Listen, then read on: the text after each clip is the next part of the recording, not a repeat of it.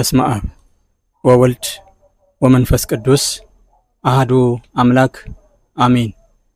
የተወደዳችሁ የክርስቶስ ቤተሰቦች የእመቤታችን የቅድስት ድንግል ማርያም የቃል ኪዳን ልጆች እንዲሁም የቅዱሳን ሁሉ ወዳጆች የሆናችሁ የዚህ ቻናል ተከታታዮች ሰላም እግዚአብሔር ከሁላችሁም ጋር ይሁን። በቅድሚያ ይህን ብዙ ቁም ነገር የምታገኙበትንና የምንማማርበትን ቻናል ሰብስክራይብ ያላደረጋችሁ ሰብስክራይብ በማድረግ እንድትጀምሩ እያሳሰብ በዛሬው ትምህርታችን በስዕለ አድኅኖ ዙሪያ እንማማራለን። እግዚአብሔር አምላካችን እንዲያስተምረንና የቃሉን ምስጢር ለሁላችንም ይገልጽልን ዘንድ ቅዱስ ፈቃዱ ይሆንልን። ለስዕለ አድኅኖ ስልኪ ዛስተቄጸሎ አፉየ። ለመሆኑ ስዕለ አድኅኖ ማለት ምን ማለት ነው?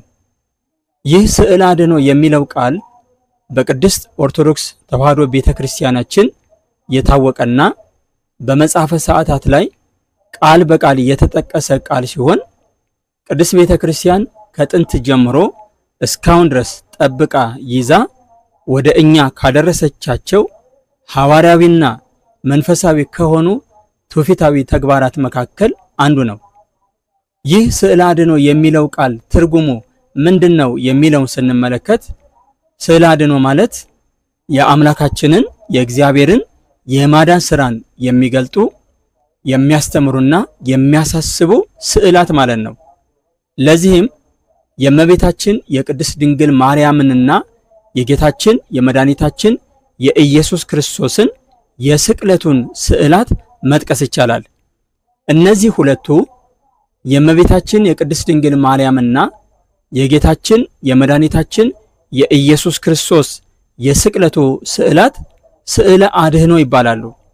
ስዕለ አድኅኖ ሲባል ግን የክርስቶስን ማዳንን የሚተካና ከዚያ ጋር የሚወዳደር ማለት ሳይሆን የራሱ ያዳኛችን የመድኃኒታችን የኢየሱስ ክርስቶስ ማዳንና ገቢረ ተአምር የሚገለጽበት የእርሱ ሥራ የሚነገርበት የእርሱን የእግዚአብሔርን ቸርነት የምናስብበት ማለት ነው። ከዚህ ሌላ ደግሞ ስዕለ አድኅኖ የሚለው ቃል ሊይዘው ከሚችለው ሰፊ ትርጉም አንጻር ቅዱሳት ስዕላት እግዚአብሔር ተአምራቱን የሚገልጥባቸው፣ ፈውስን በእምነት የምናገኝባቸው፣ የእግዚአብሔርን የቸርነት ሥራና ቅዱሳኑን በማሰብ የምንባረክባቸው፣ ላመኑ ሰዎች ከእግዚአብሔር የሆነ ድህነት የሚተላለፍባቸው በመሆኑ ለቅዱሳት ስዕላት በሙሉ ሊውል የሚችል ቃል ሆኖ እናገኘዋለን። ከዚህ አንጻር ቅዱሳት ስዕላት ስዕለ አድኅኖ መባላቸው ስዕላቱ በራሳቸው የሚያድኑ በመሆናቸው ሳይሆን በእምነት ለሚኖርና ለበረታ ሁሉ የእግዚአብሔር ማዳንና ገቢረ ተአምራት ስለሚገለጥባቸው ነው። ለምሳሌ ጌታችን መድኃኒታችን ኢየሱስ ክርስቶስ በዚህ ምድር እየተመላለሰ ሕሙማነ ሥጋን በታምራት ሕሙማነ ነፍስን በትምህርት በሚፈውስበት ጊዜ በእምነት መጥተው የልብሱን ጨርቅ ብቻ የዳሰሱትን አድኗቸዋል። ለምሳሌ በማቴዎስ ወንጌል በምዕራፍ 9 ከቁጥር 20 እስከ 22 ላይ የተጻፈውን ስንመለከት እንደዚህ ይላል። እነሆም ከ12 ዓመት ጀምሮ ደም የሚፈሳት ሴት በኋላው ቀርባ የልብሱን ጫፍ ዳሰሰች። በልቧ ልብሱን ብቻ የዳሰስኩ እንደሆነ እድናለሁ ትል ነበረችና፣ ኢየሱስም ዘወር ብሎ አያትና ልጄ ሆይ አይዞሽ፣ እምነትሽ አድኖሻል አላት። ሴቲቱም ከዛ ሰዓት ጀምራ ዳነች ይላል። የክርስቶስ ቤተሰቦች በዚህ ላይ እንደተገለጸው ይህች ሴት የዳነችው በእምነት የልብሱን ጫፍ ስለዳሰሰች ብቻ መሆኑ ግልጽ ነው። ይህም የሆነው ልብሱን ዳሳ መዳን እንደምትችል አምና በመምጣቷ ነው። ይህ የሚያስረዳን ደግሞ ላመኑ ሰዎች በእምነታቸው መሰረት የእግዚአብሔር ሥራ ባመኑበት መንገድ እንደሚገለጽ ነው። ስለዚህም ዛሬም ቅዱሳት ስዕላት ከተሳሉበት መንፈሳዊ ዓላማና ከሚያስተላልፉት መንፈሳዊ ይዘት ካለው መልእክት አንጻር እንድንባቸዋለን ብለን ማመናችን በእምነት መሰረትነት የሚፈጸም ነው። በማርቆስ ወንጌል በምዕራፍ 6 ቁጥር 56 ላይም ስንመለከት በገባበትም ስፍራ ሁሉ መንደርም ከተማም ገጠርም ቢሆን በገበያ ድውዮችን ያኖሩ ነበር፣ የልብሱንም ጫፍ እንኳ ሊዳስሱ ይለምኑት ነበር፣ የዳሰሱትም ሁሉ ዳኑ ይላል። በዚህ ላይም በግልጽ እንደምንመለከተው እነዚህ ሰዎች ክርስቶስ በእጁ ዳሶ በቃሉ ተናግሮ ይፈውሰናል ብለው ሳይሆን ልብሱን ብቻ እንኳን ብንዳስስ እንድናለን ብለው አምነው በመምጣት ልብሱን ዳሰው በልብሱ ጫፍ ብቻ መዳን ችለዋል። ይህም የሚያስረዳን የእግዚአብሔር የማዳን ሥራ ላመኑ ሰዎች አምነው በመጡበት መንገድ የሚገለጽ መሆኑን ነው። ቅዱሳን አባቶቻችን ሐዋርያትም በእጃቸው ዳሰውና በአንደበታቸው ቃልን አውጥተው ሰዎችን ማዳን መፈወስ የሚቻላቸው ሲሆን በዚህ ብቻ ሳይሆን በልዩ ልዩ አይነት መንገድ ሰዎችን ሲያድኑ ሲፈውሱ እንመለከታለን። ለምሳሌ በሐዋርያት ሥራ በምዕራፍ 5 ከቁጥር 15 እስከ 16 ላይ ስንመለከት ስለዚህ ጴጥሮስ ሲያልፍ ጥላውን ቢሆን ከእነርሱ አንዱን ይጋርድ ዘንድ ድውያንን ወደ አደባባይ አውጥተው በአልጋና በወሰካ ያኖራቸው ነበር። ደግሞም በኢየሩሳሌም ዙሪያ ካለችው ከተማ ድውያንንና በርኩሳን መናፍስት የተሰቃዩትን እያመጡ ብዙ ሰዎች ይሰበሰቡ ነበር፣ ሁሉም ይፈወሱ ነበር ይላል። ቅዱስ ጴጥሮስ በጥላው እንዲያድናቸው የመጡት እነዚህ ሰዎች የቅዱስ ጴጥሮስ ጥላ ወይም የቅዱሳን ጥላ እንደሚያድናቸው አምነው በመምጣታቸው እንደ እምነታቸው ተደርጎላቸዋል። የቅዱስ ጴጥሮስ ጥላ ማለት ደግሞ በፀሐይ ሰዓሊነት የተሳለ የቅዱስ ጴጥሮስ አምሳል ወይም ስዕል ነው። ይህ ጥላው ላመኑበት ሰዎች ፈውስ የሚያስገኝ ሊሆን ችሏል። ቅዱስ ጳውሎስም በልብሱ ጨርቅ ወይም ደግሞ ቁራጭ ሰዎችን አድኗቸዋል። በሐዋርያት ሥራ በምዕራፍ 19 ከቁጥር 11 እስከ 12 ላይ ስንመለከት እንዲህ የሚል ቃል እናገኛለን። እግዚአብሔርም በጳውሎስ እጅ የሚያስገርም ተአምራት ያደርግ ነበር። ስለዚህም ከአካሉ ጨርቅ ወይም ልብስ ወደ ድውዮች ይወስዱ ነበር፣ ደዌያቸውም ይለቃቸው ነበር፣ ክፎች መናፍስትም ይወጡ ነበር ይላል። በዚህ ላይ እንደተገለጸው የቅዱስ ጳውሎስን የልብሱን ቁራጭ ወደ ቤት በመውሰድ በድውዮች ላይ በማድረግ አጋንንትን ማባረርና ሕሙማንን መፈወስ እንደሚቻል ከእምነት የተማሩት እነዚህ ሰዎች በእምነት ይህን በማድረጋቸው ድንቅ ነገር ተደርጎላቸዋል። ዛሬም በቅዱሳት ስዕላት የሚፈጸመው ማናቸውም ከመዳንና ከተአምራት ጋር የሚገናኙ ተግባራት የሚፈጸሙት በእምነት ነው። መሰረቱ እምነት ነው። ይህም የሚፈጸመው በማንኛውም ስዕል ሳይሆን በቅዱሳት ስዕላት ነው። አጠቃላይ ስለ ስዕላት ስናነሳ ስዕላት በይዘታቸውና በመልእክታቸው ቅዱሳት ስዕላት፣ ርኩሳን ስዕላትና ዓለማውያን የሆኑ ስዕላት ተብለው ይታወቃሉ። ቅዱሳት ስዕላትን ቅዱሳት ስንል ቀደሰ፣ ለየ፣ አከበረ፣ መረጠ በሚለው የግስ ግስ መሰረት የተለዩ፣ የተቀደሱ፣ የከበሩ፣ የተመረጡ ስዕላት ማለታችንን ያመለክታል። ቅዱሳት ስዕላት ቅዱሳት የተባሉበትን ምክንያት ስንመለከት አንደኛ እንደ ቅዱሳት መጻሕፍት ስለ ቅዱስ እግዚአብሔርና ስለ ቅዱሳን የሚያሳስቡ የሚያስተምሩ በመሆናቸው ነው። ሁለተኛ በቅዱሳት መጻሕፍት የተጻፈውን የሚገልጡ በመሆናቸው ነው። ሶስተኛ የቅዱሳንን ታሪክና ማንነትን በጊዜው ላልነበርን በመንፈስ ዓይን እንድናይ የሚያደርጉን በመሆናቸው ነው። አራተኛ ዓለማውያን ከሆኑ ስዕላት በዓላማቸውና በመልእክታቸው የተለዩ በመሆናቸው ነው።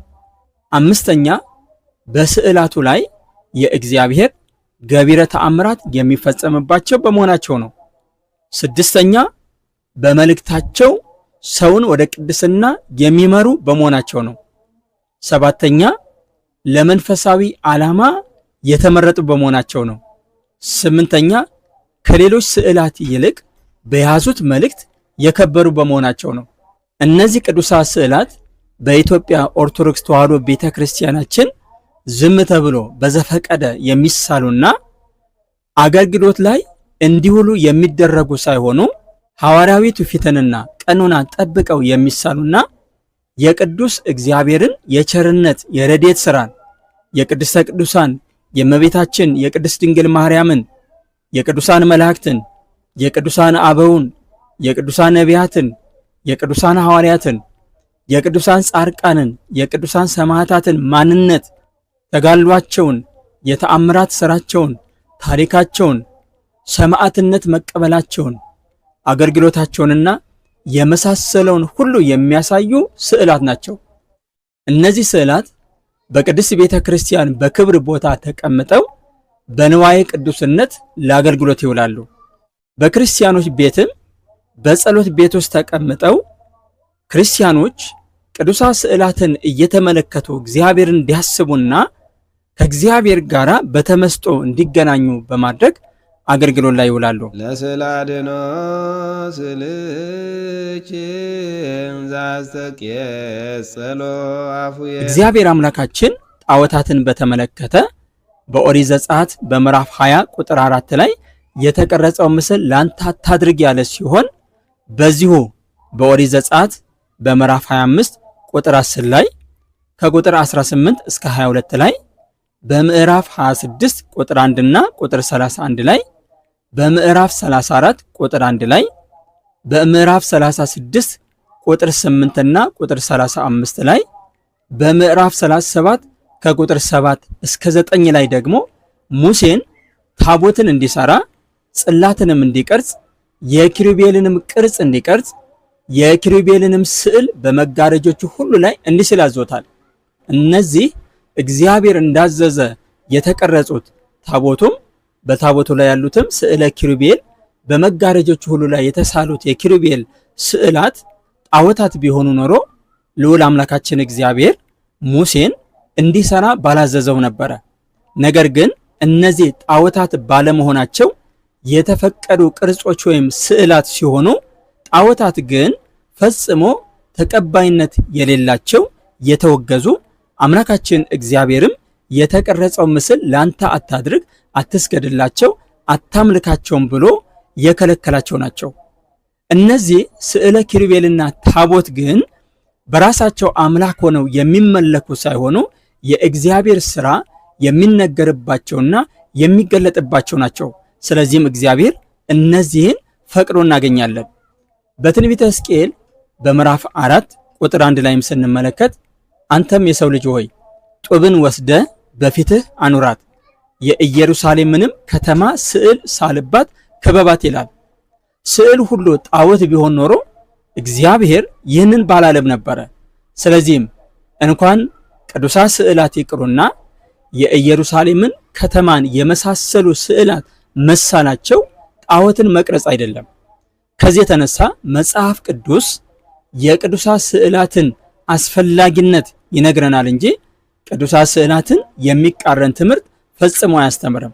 ከነዚህ ቅዱሳት ተብለው ከሚጠሩት ስዕላት በተቃራኒ ያሉትን ርኩሳን ስዕላት ወይም ጣዖታትን ስንመለከት ርኩሳን ስዕላት የሚባሉት አምላክ ተብለው የሚመለኩ ጣዖታት የአጋንንትን ክፉ ስራን የሚያወድሱ የአጋንንት ማደሪያና መገለጫ የሆኑ ቅርጾችና ስዕላት ናቸው። ለምሳሌ በዮሐንስ ራእይ በምዕራፍ 13 ቁጥር 14 ላይ የተጻፈውን ስንመለከት እንደዚህ ይላል። በአውሬው ፊት ያደርግ ዘንድ ከተሰጡት ምልክቶች የተነሳ በምድር የሚኖሩትን ያስታል።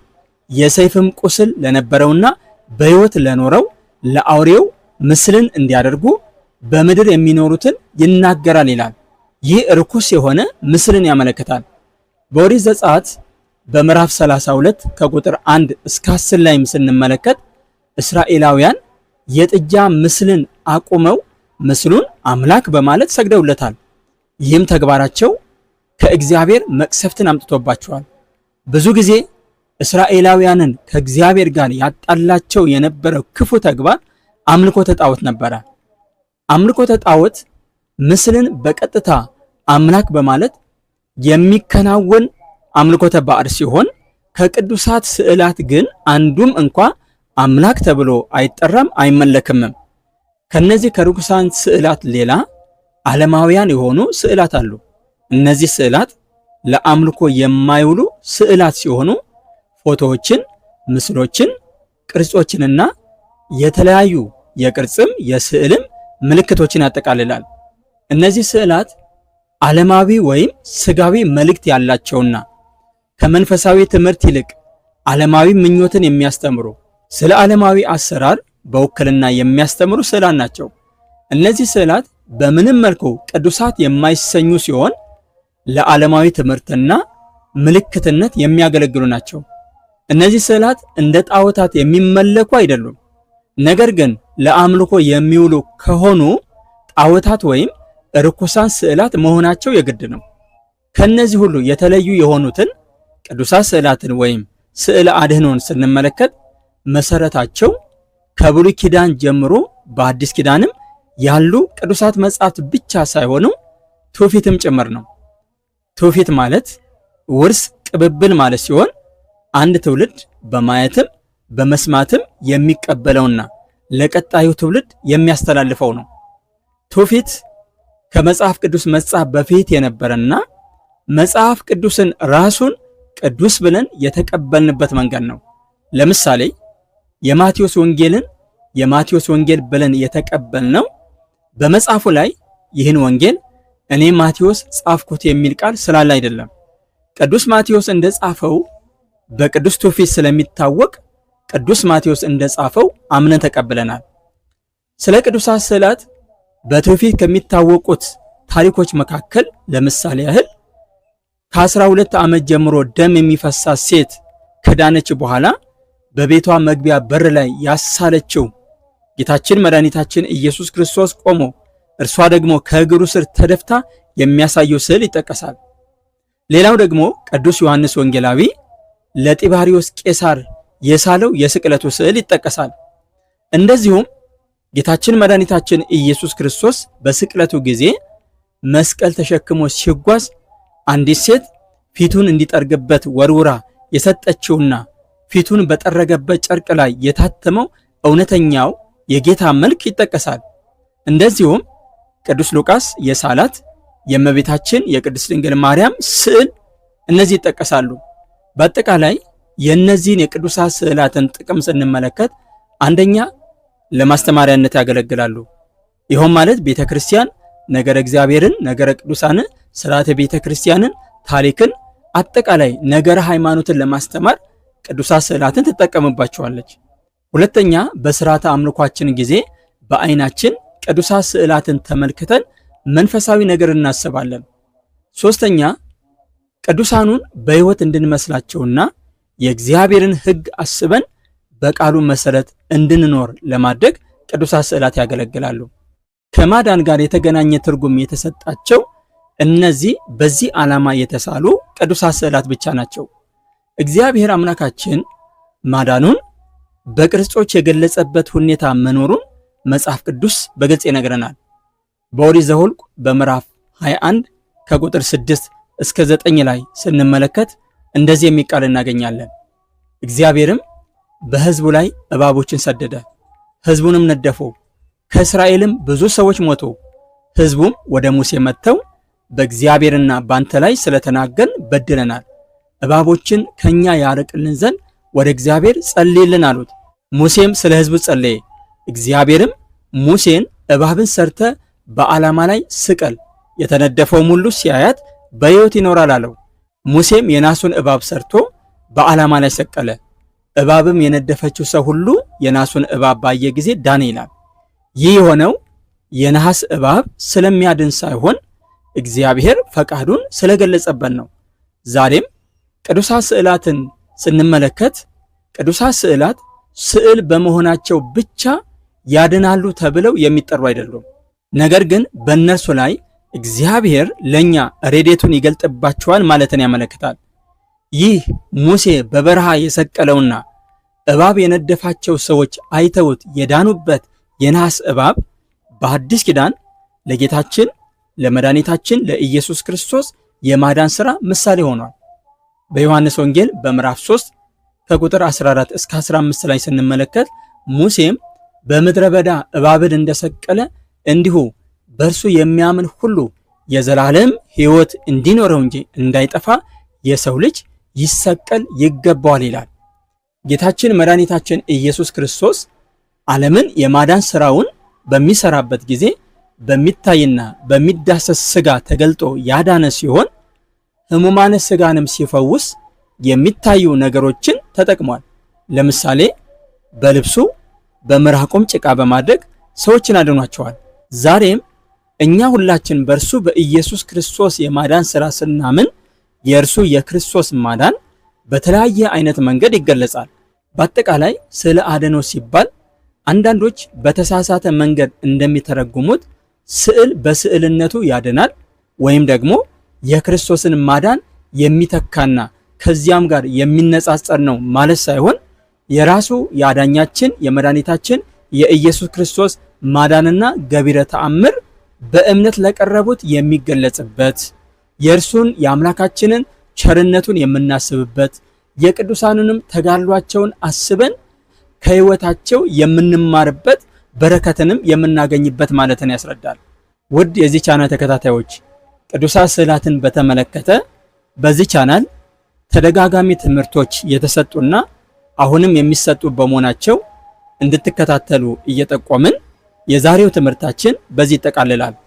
የእግዚአብሔር የአምላካችን ቸርነት፣ የእመቤታችን የቅድስት ድንግል ማርያም አማላጅነት፣ የቅዱሳኑም ረድኤት በረከት አይለየን። ወስብሐት ለእግዚአብሔር። ይቆየን።